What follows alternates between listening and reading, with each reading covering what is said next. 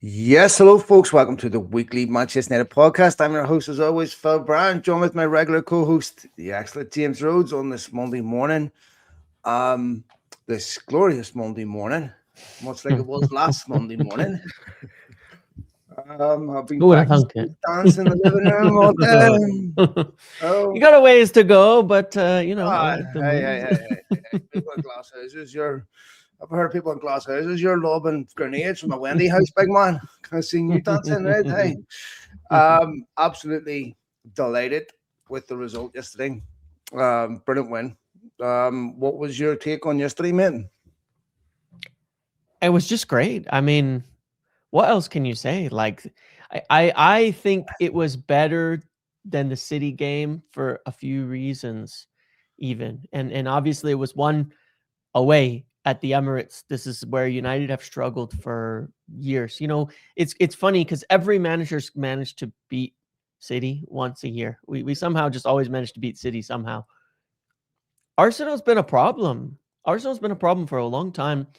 Um, we started the season against them opening day. I remember the frustration on that day because United played really well, and they got that shit set piece goal off a mistake from by India, and it's a different outcome when you have a different keeper in the net. I say that, and the magic, the glory, the shots, the football. It was like watching a team that came to play football and a team that came to play some other type of sport. Watching Arsenal is like some of the most atrocious shit I've ever seen in my life, honestly. As far as football goes, it's bottom tier spreadsheet football and nothing else.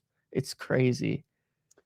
Yeah, I mean, I was talking to an Arsenal friend of mine last night where I was saying, look, I've said this before in this podcast, and United are one of the teams that have got the best records from set pieces. So, Mm. and I have no guilt over that whatsoever, but I think you should have another string to your bow if you spent that much money. Mm-hmm. And was watching this game and I was thinking, just don't lose this game or throw it away to some silly set piece, Yeah. right? Because I respect the fact that that is part of football, but it still feels a bit inauthentic to me that that's how you're. And United haven't had a goalkeeper against Arsenal since De Gea. And Mm-hmm. this has been a consistent feature of why United keep losing games against Arsenal. Yep. So interesting that the first time United play Arsenal with a goalkeeper, they win the game. Yeah, one that can actually Despite the fact punt that and they did claim and come out. concede Yeah. from a Yeah. set piece. But nonetheless, brilliant result, James. So many things to be positive about. Dorgu, I mean, What a guy. who in a million years, James, right? I would have settled for Dorgu 6 weeks ago. Let's not have revisionism here, right? 6 weeks ago, Patrick Dorgu looked like a footballer. Maybe I'm being overly harsh here, but it didn't belong at this level Mm-hmm. at left back. And that coincided with Amarim's comments about him being anxious in possession and stuff. He just didn't look like a footballer that belonged at this level. And now he looks like a player. You're having to reassess all of your opinions about him, how important he is. And he's scoring vital goals in big games. That goal against Newcastle, the goal against City. Mm-hmm. And now this wonder goal against Arsenal. Should have had the winner against Wolves. I mean, you're going, what happened here? Well, it's really interesting because I remember in preseason, my takeaway from the tour and seeing some of it up close and in person, all that was that Patrick Dorgu was the most impressive player in preseason. I remember that sentiment being shared by quite a number of people. He was doing incredible things in attack and going forward during that preseason run. And I watched some other channels and spoke to some other guys, out on the tour, and all the same take. The Patrick Dorgu looked incredible, like he was going to take this huge leap. And then I remember, like you say, a month, 2 months into the season, he was getting the ball in a lot of these attacking areas, and pretty much everyone's assessment was like, this isn't going to work if it's Dorgu getting the ball in these attacking areas. And, it just doesn't look like he has it. And then, like you said, it's like, maybe it's from that Newcastle game in particular where it's turned, because I think he has 5 goals in the last 7, 5 goals, goal contributions, 3 goals, I think 2 assists in the last 7 games now, which is incredible for a young player. I mean, that's a good record for anybody, but 5 and 7 is really good. Really, really And good. he's And it not just started with scoring, that like, the goal he scored against Newcastle, crazy goal unbelievable. too. The Yeah, goal he that's the scored against thing. City was a good goal. The goal he scored against Arsenal, I mean, That's goal of the month. It's going to be and goal of the month, goal of the season for us potentially. That's a hell of a hit. by the way, I don't think there was anyone in the world wanted that to be given a handball more than Gary Neville. But how many I don't people? understand that guy. I really don't get it. This Like, is going to have to I survive thought, the I VAR thought, review. I thought Emram's gone. He'll be Carrick's there. He's his buddy. He'll be no. The guy's just. He really doesn't like United. I don't get it. I don't understand. I'm watching it. You'd think he'd have some self-awareness at this point to know that it's now, dominating commentary when he's on. Because the first person to make this is going to have to survive a VAR review was Gary Neville, right? And as soon as I'm watching that, I'm like, they're going to disallow this, right? Yeah. Because for some reason, we've seen this happen. We saw it happen last week against City, where we had 3 goals disallowed. You're going, no way we're going to have 4 goals disallowed in a week against Liverpool and against City and Arsenal. Thankfully, they did not disallow it, much to Gary Neville's disappointment.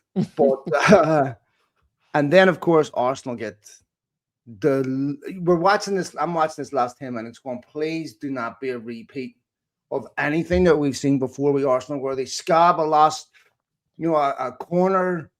And it was typical Arsenal goal on, scrappy, just about scrapes over the line from a corner. Right. It almost feels like you should get half a goal for it, right? But James, the third goal, I'm having to watch the last 10 minutes or so on my phone because I have to go to my daughter's basketball game. I mate, they're 7-year-olds and they're absolutely thrilled. I'm sitting on the bleachers going, fuck yes! So you can imagine all the parents' looks on my face whenever I'm screaming at the kids losing while celebrating Cunha's goal, right? Was not exactly parent of the year, but when Cunha's goal winning, Jesus, what a goal, James. And by the way, the second game in a week where he's come off the bench and made a key contribution in the game. Well, yeah, and it feels like Cunha is, I would say, Dorgu's certainly come alive, but Cunha, I think we're starting to see exactly why we signed him, the player that he was at Wolves, the guy who is so impactful on the game. He's been taking a lot of shots this year. I think Cunha's in he's like the 3rd highest shots per 90 in the league, and they just weren't falling. And last year he was hitting them, and it's starting to turn, and I think he's becoming, obviously in that sense, such a dangerous player because, you can downplay when a player's taking a lot of shots and missing them because you can look at it as a wasteful thing. But if those players can hit it, suddenly it's like the floodgates will open and they'll just start pouring in the goals. And he's just so good. The thing about Cunha that's just wonderful that we've missed overall that he did against City and against Arsenal here is the aspects of game management. And he did this against Liverpool at Anfield as well. From what I recall, he was in the last 15, 20 minutes. Like he's that player where there's 10 minutes left and he'll make it feel like 0 for the opposition. Like they won't even touch the ball because of him. He'll just dribble it around, run towards the sideline, get a foul, get a throw in, fall on the ground, and they just cannot get it off of him. You brought that up. It's so great to have someone like that on our side for once. So glad you mentioned that because how many times have United been, by the way, 7 minutes? Where's your 7 minutes?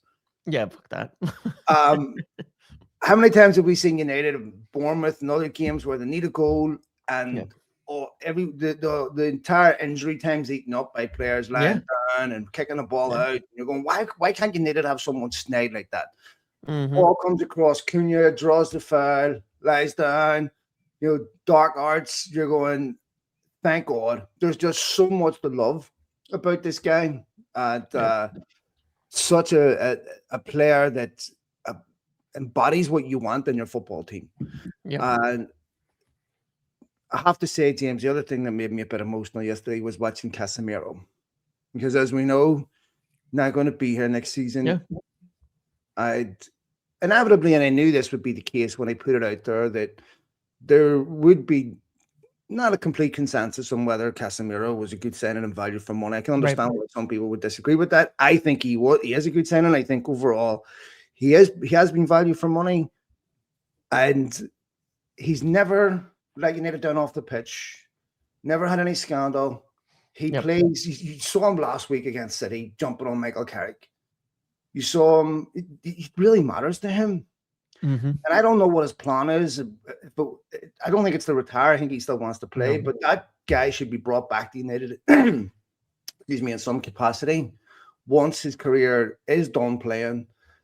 And I almost get the feeling that Casemiro, despite winning 5 European Cups at Real Madrid, will identify much the way Bastian Schweinsteiger does with United, as if it, Yeah, I know what the you only mean. football club he played for, which I love. And you could see the support of the fans definitely has had a huge impact on him. He may be emotional yesterday, but Yeah, he almost looked a little, I don't know if I would say a little more free yesterday in just his demeanor and such since like the announcement, because I thought that was his best game of the season, Casemiro, yesterday. And after the announcement, I thought he was absolutely brilliant. But when Dorgu scores the goal and he's celebrating it and he's just telling him to enjoy the moment and all that, sometimes it's like the questions stop and things become a little bit clear, and then suddenly it's a little easier to enjoy things from an emotional standpoint once that decision's been made and everything's out there and that kind of thing. And gotta definitely say with this professionalism. And look, Casemiro is one of the most successful midfielders of all time, and is incredibly decorated and is incredibly intelligent player and student of the game as well. And I've say things about like his declining athleticism and all that, but the fact of the matter is that if he didn't have the intelligence and ability to read the game that he does, I've seen players fall off way harder and way quicker and have inability to make any impact on the game. But the fact that he can read the game means that he can do so much. And I'm sure he'll someday make a great coach, a great, mentor or something like that in football, because he does understand the game really, really well. yeah, and he brings a lot of respect on the field too. Yeah. What I think that's important for the younger players as well, because I've seen many times, not that I'm enjoying this particular example, some might, but when he bollocked Garnacho and a couple of other players, where you could see that experience really, really. Did you like that in the announcement they had him giving Dallo the death stare? I thought that was when they did the announcement of his departure, and they did like the highlight. They had the moment, and I can't remember what game it was, but there was a moment like last year or the year before when Dallo did something stupid and he had to come clean up, and he's like giving him the death stare, and they included that in the in the montage of his time, and I thought that was a good moment.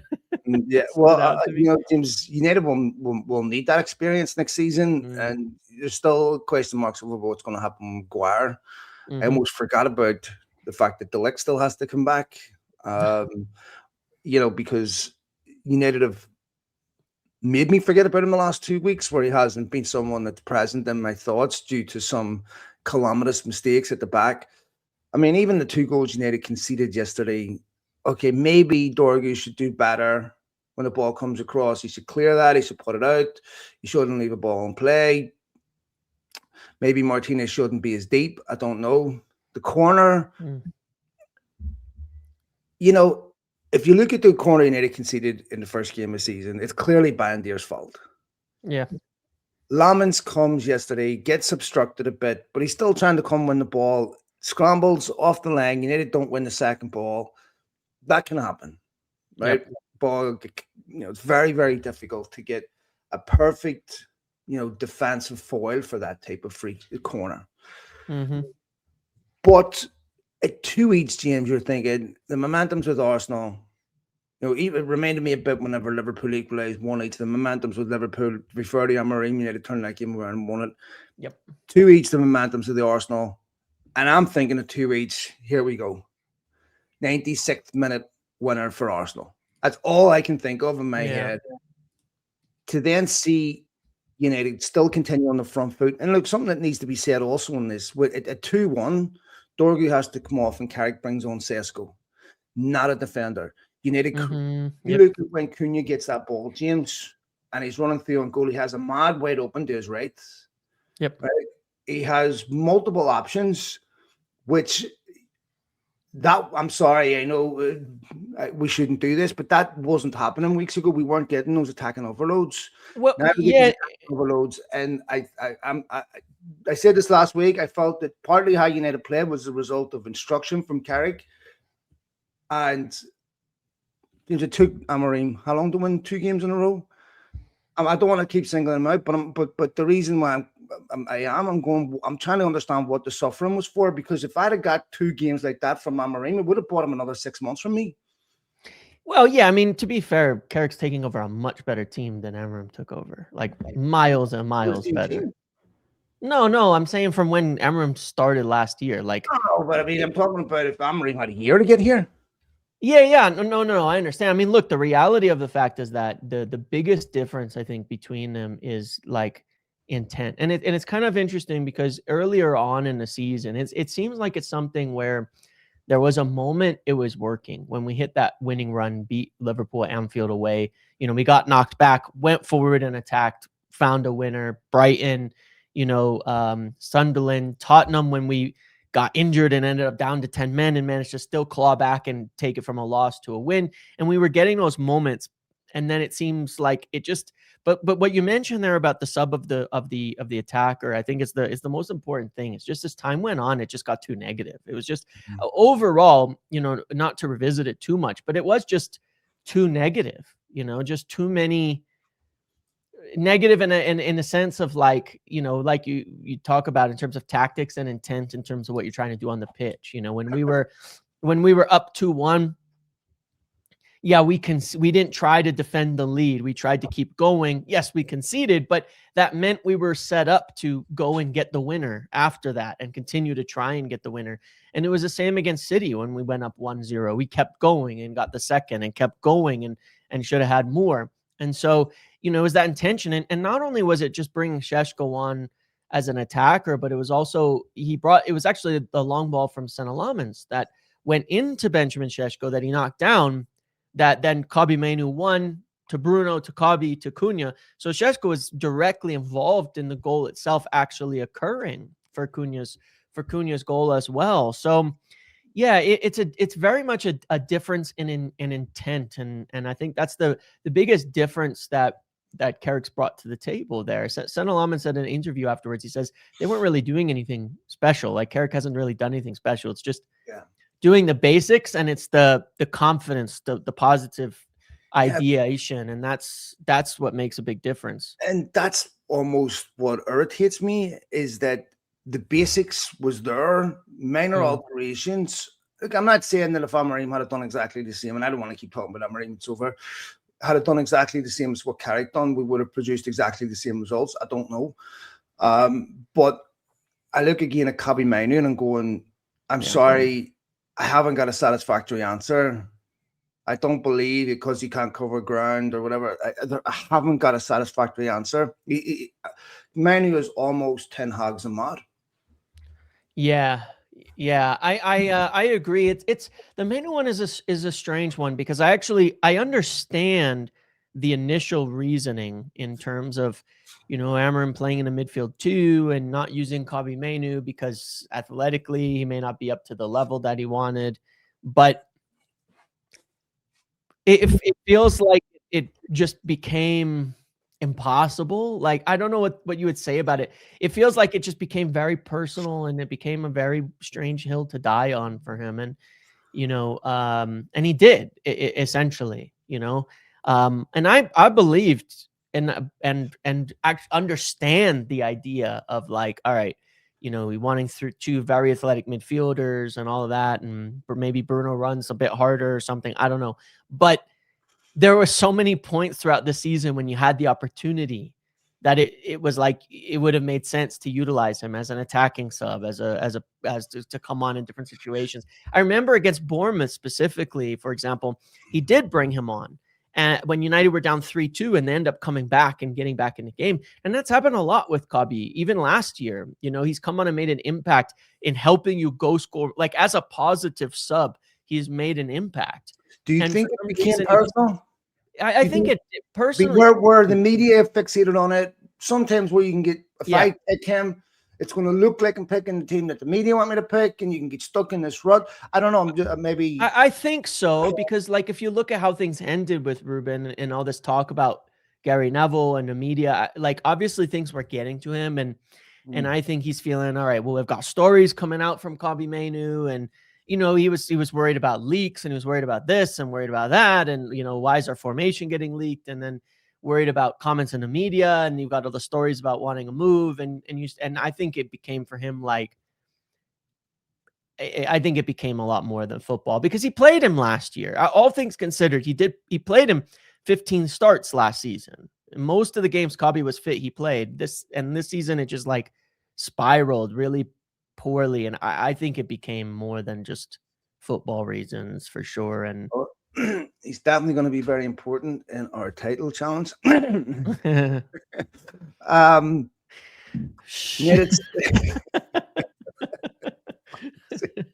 He carried away with every win, every defeat, fucking Armageddon and every win. The 0-1 to Fulham at home next week.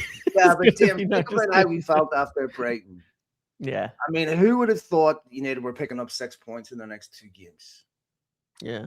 No, I know. No, this is insane. And I was like, all right, I'm not expecting anything from this. If we get a point out of these 2 games, then I'll be very happy. But good By Lord, the way, man.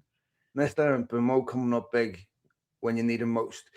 Every time. So, honestly, Ace and his means, that ball comes through. Sometimes they're the worst chances to have. You have so much time to think. We'll do this, we'll do that, and then you end up executing none of them. Sometimes when something just drops at your feet and you have to just smash it. Yeah.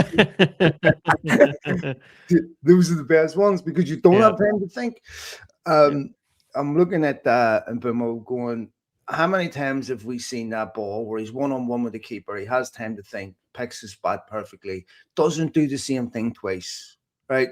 Goes around keeper, goes around Raya, who might be arguably the best goalkeeper in the league. Yeah.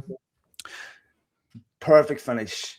And by the way, he wasn't that far off from lobbing him with that lovely. I know, that was audacious, and I was like, I didn't know if he should do it because of the timing. I thought we might want to hold the ball in that position, but that was not far off. I don't want to get carried away with him, Bimo, but I'm doing a bad job of that. No, I told you last week. I think he's the next Mo Salah in terms of how good he is and the flexibility, the way he can play around, and we're seeing it. I mean, he's scoring in big games every single time. Liverpool, City, Arsenal. He's scoring in the big ones every single time now.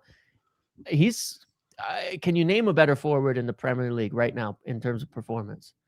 Who would you swap him for, James? I mean, you look at Arsenal. Literally nobody. Arsenal's top goal scorer is 5 goals.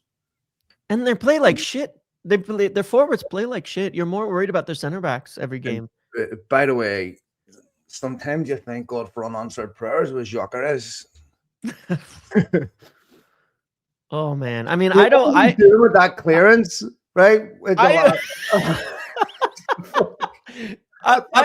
was Lisa Martinez and Gyökeres drag him like, oh Jesus Christ! I was so confused watching it. I was like, wait, what just happened? Because I saw the foul, but then oh my God. Yeah. Oh man. I was touching cloth when that happened. I was like, oh no, here it is. And then I was going, what did he just do here? Did he see dead people? Is he crossing the ball for someone that does his net there? Like, I have no idea. That was ecstatic with it. So pleased with so many other performances.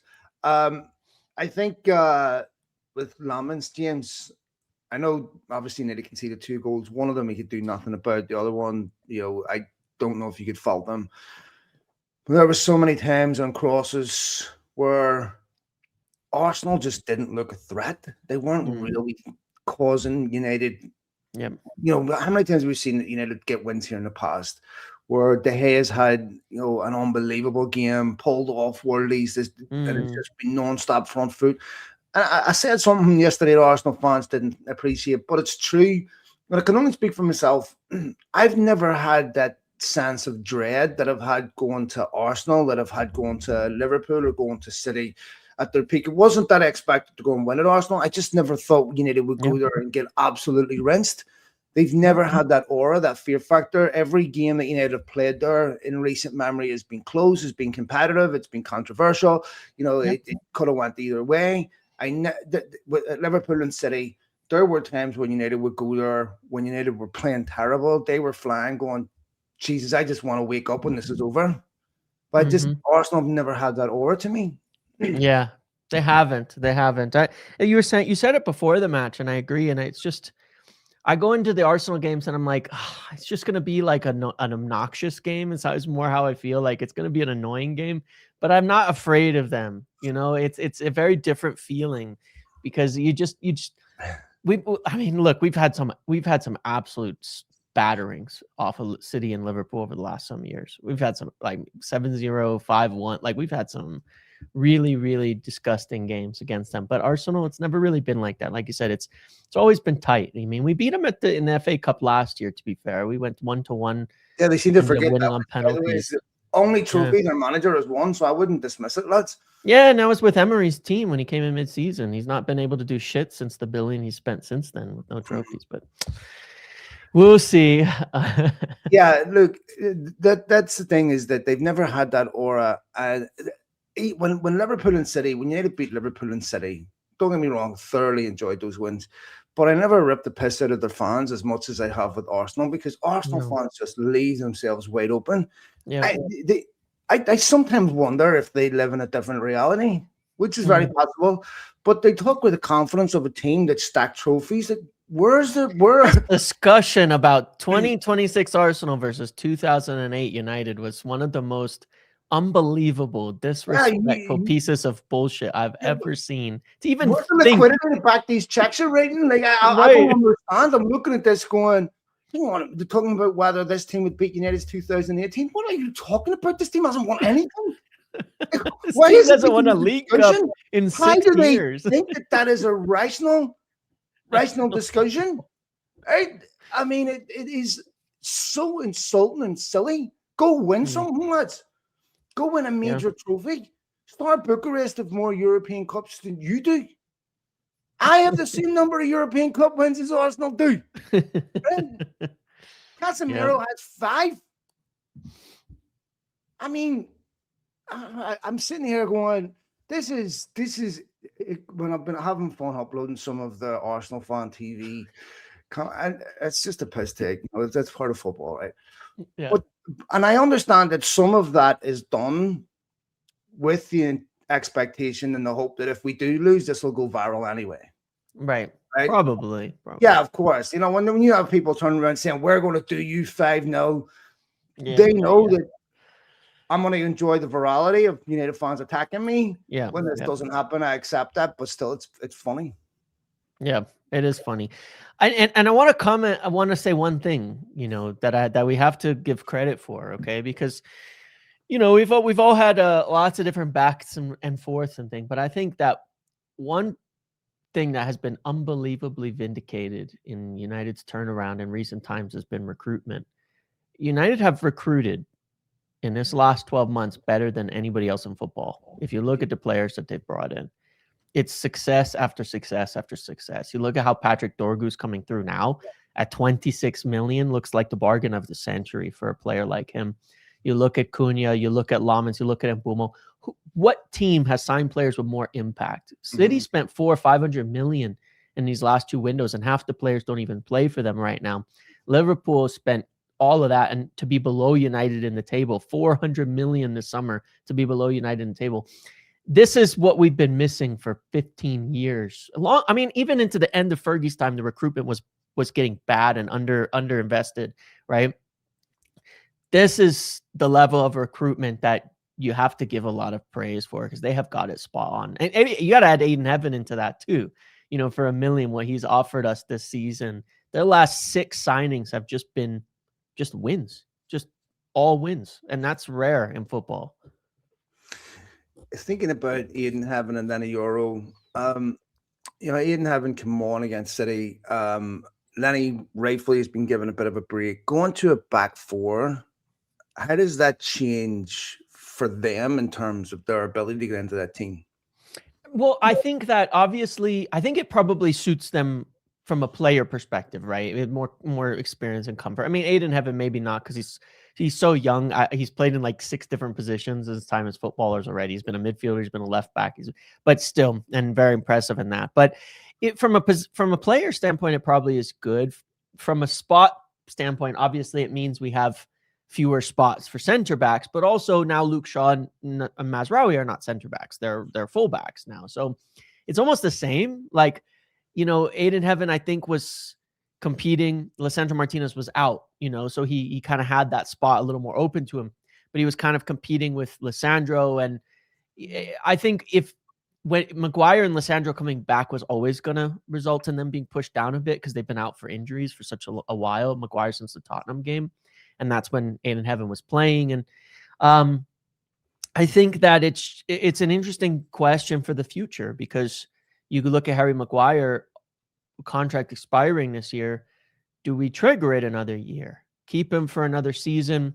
Let these young guys learn. And look, when we go to 2 games a week, we have to bear that in mind. We have the fewest games we're ever going to play this season, And so, yeah, it makes it difficult to get minutes. I mean, Mason Mount didn't step on the pitch yesterday.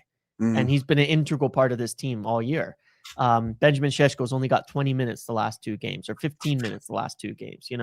Cunha's come off the bench twice. Like we're gonna, I think that everyone's gonna just have to accept this last 15 games. Some players are gonna have limited minutes, and it's gonna be a fight, and it's gonna be, and you just, at this point have to kind of. Almost everybody's going to have to suck it up and just go with whatever the choice is and deal with it at this point. But I think it's fine next season. I mean, next season when we're playing League Cups, you're not going to be starting, if Maguire stays, you're not going to be starting Maguire and Lisandro in the League Cups, the FA Cups, Champions League or Europa group games and the Prem. It's just not going to happen. You're going to need a lot of rotation in all those games. So I think there'll be plenty of games for everybody next year in that respect. That's the most important thing.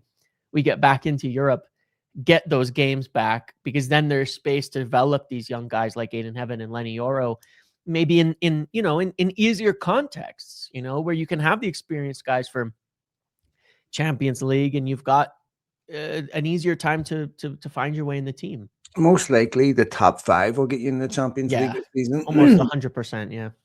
So it looks like the top 3 is settled, James. I mean, if you look at Villa, what are they, 8 points ahead of United? I think they're doing. I mean, you never know with Villa because they do have a tendency to fall off a bit. But yeah, Villa are 8 points ahead of United, but so are City. I mean, just 8. They're both on 8 points ahead. Obviously, you would suspect Arsenal, City will be there. Villa very likely to be there. The last spot is going to be. There's 2 spots, and it's really likely going to be United, Chelsea, and Liverpool digging it out for that because there's a little gap forming now between them. Where United are 4 points off of 7th now, so there's a little gap. So. Who, by the way, they play the 7th place team. Yes, against Fulham. Big game. It is in some ways a harder game than Liverpool and City because now United are at home against a team where they're supposed Arsenal, sorry. Yeah. Now they're at home against a team that they're supposed to take the initiative against. Yeah, it's a little different. Like we were talking about, against City, United only had 30% possession. And it said, all right, so that was low. You're not going to do that every week. Arsenal was better. It was 44. That's why I said I was a bit more impressive because they kept the ball more, scored 3 goals, dogfight back and forth, in terms of the 1-0, 1-1, 2-1, 2-2 to get the win. That's why I was more impressed with that. But the Fulham game is I don't know if it'll be harder, but it will be different. It will be different. I still think about the second game of the season. Cunha hits the post. Leno saves a 1-on-1. Bruno misses a penalty. We weren't at our best back then. We still should have beat them, despite all the yap from their coach about how they tactically outdid us. We still should have beat them that day. And I think this team just has the players to beat them and will. And it just, you feel that if you'd asked me 3 weeks ago, I definitely wouldn't have felt this way. Well, supposedly that was one of the games, James, where any of us had some concerns regarding the in the system that Amorim was playing and how easy Yep. it was for Fulham to nullify it. They're going to Yep. play a very different United, of course, a United team that has confidence, that has swagger, a United team that looks like it's a square peg and a square hole now, where it Mhm. looks like this it looks like a tailored suit. This is what it this is Yep. that's how United should be playing. There's a certain rhythm with Manchester United. I contested the United DNA thing. What I meant by that was United, Barcelona, they have certain ways of playing, right? That they should play, but no DNA in terms of who should be bringing in and doing that. Like what I meant was people who get the club. I don't like Yep. that saying, Yeah. right? I think United need to play a certain way. I think they need to play on the front foot. I think they need to play attacking football. But this is not a playing style that's just Manchester United's alone. This is something that all top clubs have. They have a certain responsibility to play a certain way, and I think Michael Carrick is making sure United do play that way. He's being brave in his substitutions. Look, we've been here before, right? We've been here under Ollie. We've been here where we get carried away, and eventually some of the things that caused Ruben Amorim problems will rear its head. They haven't gone away. But as I've said before, picking a manager is not an exact science, James. Yep. If Michael Carrick continues his form to the end of the season, I'm sorry, but you would need massive set of balls to fix something that doesn't look broken. Well, if he gets you into Champions League, why would you take someone like an Areola or a Glasner or one of these mid-table managers over him? Like I could still understand the argument you'd make for a top coach who's won big titles, who's done things at big clubs and has that experience. I could get that. This is a different step in going for winning the league and going for winning the Champions League and doing all that. I get that. But if he does a good job and you end up in the Champions League, you got to instantly eliminate even the hint of a thought of getting any inexperienced manager in the door or any of these up-and-coming coaches in the door. Just dump it, because Michael Carrick's better, and it's a better CV, and you're more likely to have success with him in that case. You've got someone in the door already doing things that those coaches have never done.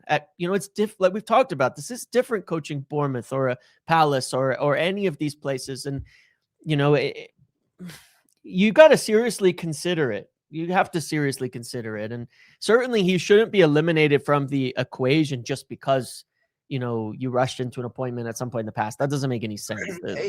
Also, James, I think that it's hard to argue. There's a lot of things that happened on the Solskjaer that the Ronaldo sign was pivotal. And I think Solskjaer has been on record saying that was a mistake. It wasn't just his failure. It was the clubs. And Solskjaer also, people are going to have their opinions, and maybe he was never the right man to win the league, which is really the question you have to ask. Jimmy Carragher took some grief about this with Michael Carrick. I don't think it was that terrible a thing to say, to be honest. I don't think it's a hanging offense for Jimmy Carragher to say, can he see Man United winning the league? Well, Michael Carrick, that's a question I'm not settled on myself. I don't know the answer to that question. So, and in many ways, I think Jimmy Carragher is a better commentator and appraiser of United than Gary Neville is. Far better for some reason. It's very irritating.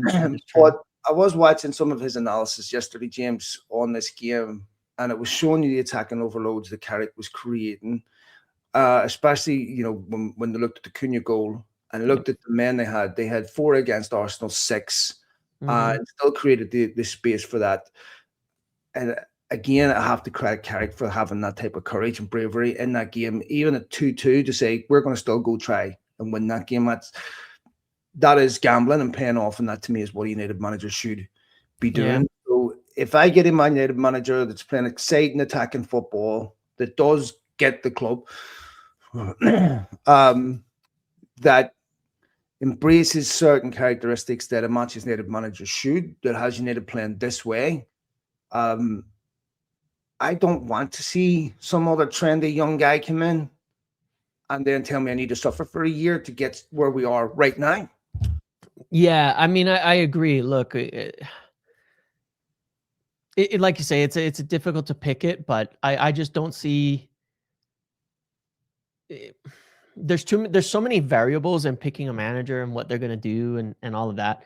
I think especially when you look at, all right, Carrick is also very unlikely to be a guy who's going to have much problem with the way you want to build the club, the way you want to recruit players, the way you want to do all that. And that's not always, a lot of managers bring a lot of strong ideas of their own on those things that can be hard to deal with. And if you feel confident in the plan that you have, and you can point to your success rate in recent signings and things like that too, you got to factor things like that in, that, he could be the right guy that helps you do what you got to do. But it's also like, if they truly want to build a club that is not saying totally manager agnostic or head coach agnostic, but is not boom and bust based on coaches, you could do worse either way than keeping someone like Carrick that will help you build something stable. Because we've talked about this before.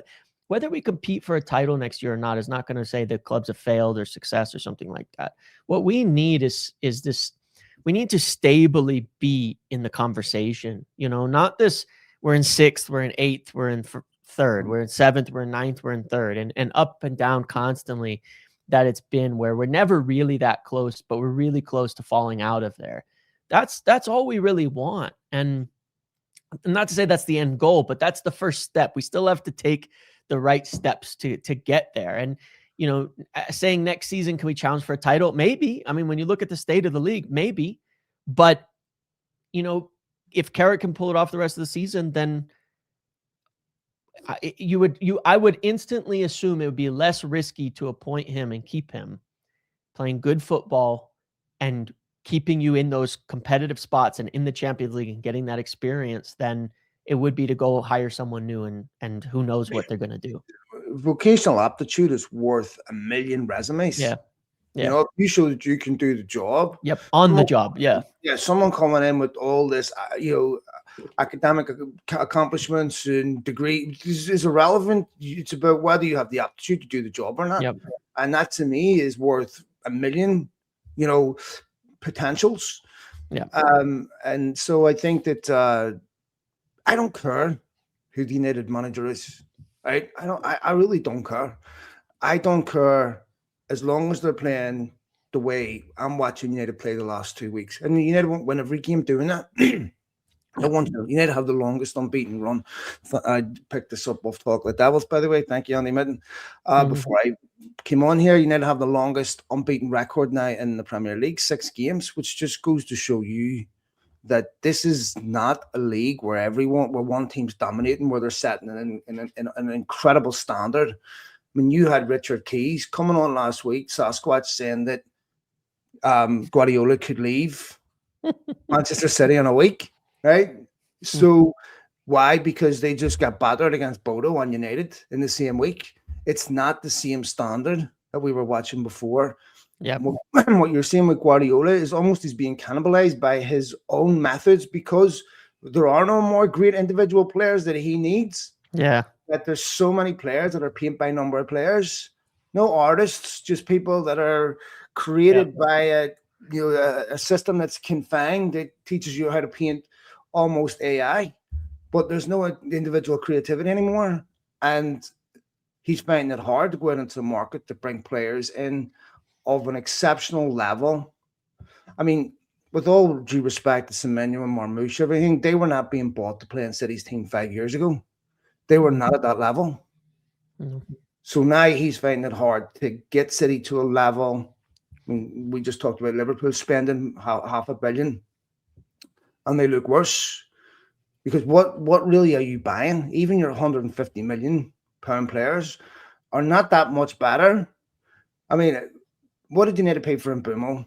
Would you think about how many players were bought for more than that this summer that are nowhere near that level? Yeah.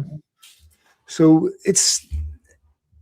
I know we laugh at the whole 2028 win the league thing bang, but and it seems silly to be talking about this, but if you need to have another really successful summer of recruitment, especially if they qualify for the Champions League or something similar, why not?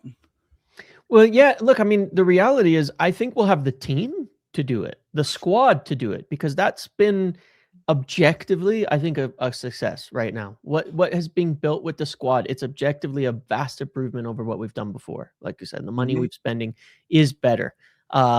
Period. And so you take a lot of the pieces that add up to a title charge, and it's not a title challenge, and it's not like an exact science, and it's not exact even, but you go, all right, well, I think that the biggest correlation is and always will be squad quality at the end of the day.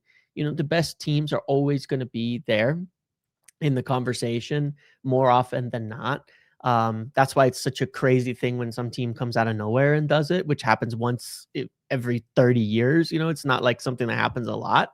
So I think, 2 more summers, will they have the team to compete with the title? They arguably could have the team that could compete for the title next year in terms of the squad quality itself and the team quality itself.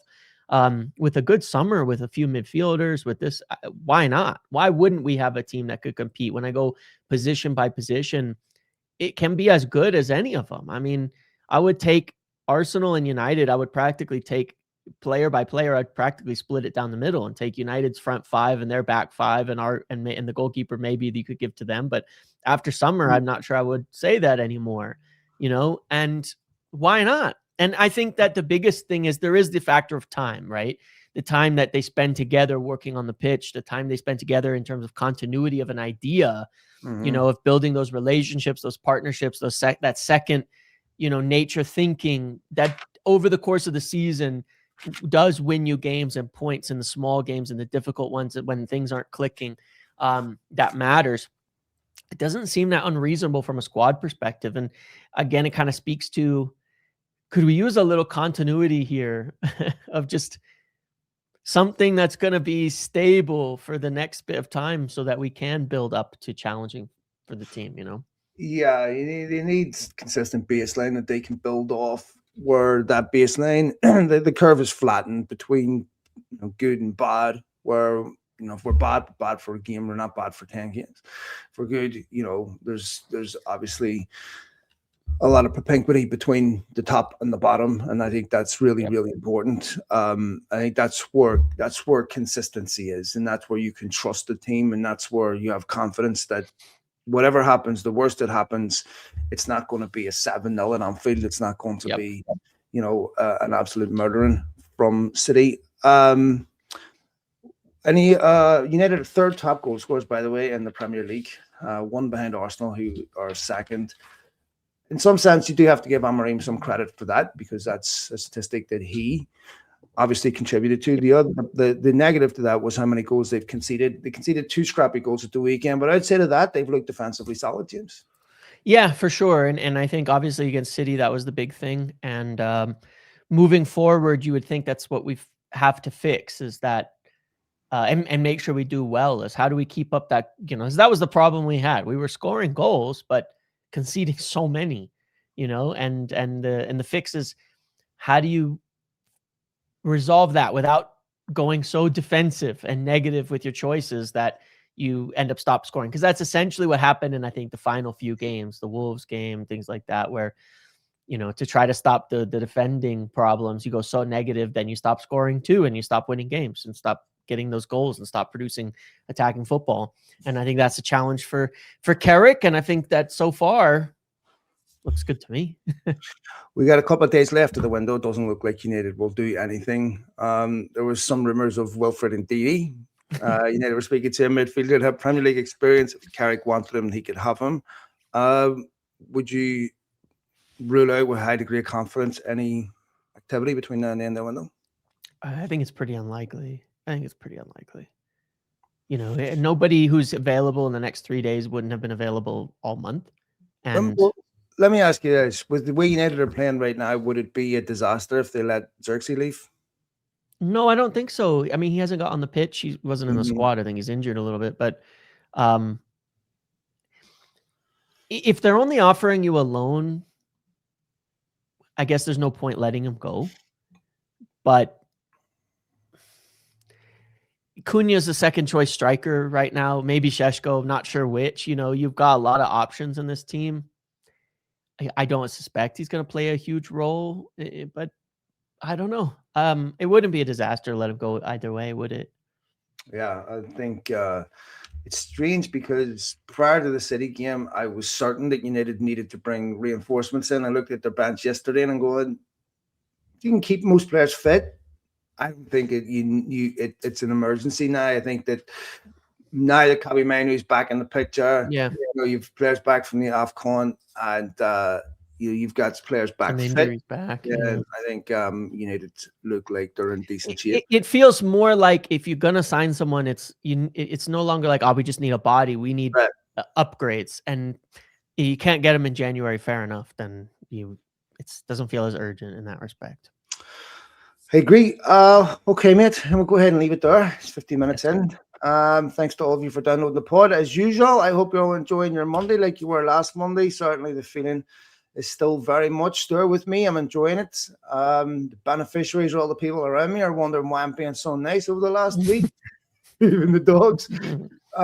Anyway, let's hope continues. We will either be back later on in the week or back next Monday. We'll see what happens. If there's anything happens in the window, we'll come back and do another pod. Otherwise, don't forget to tune in to my friend here. He does lots of daily content with lots of other fantastic people. So make sure you subscribe, download his stuff. We'll be back next week. All the best, folks. Cheers, DMZ. See you later. Good, mate. Bye.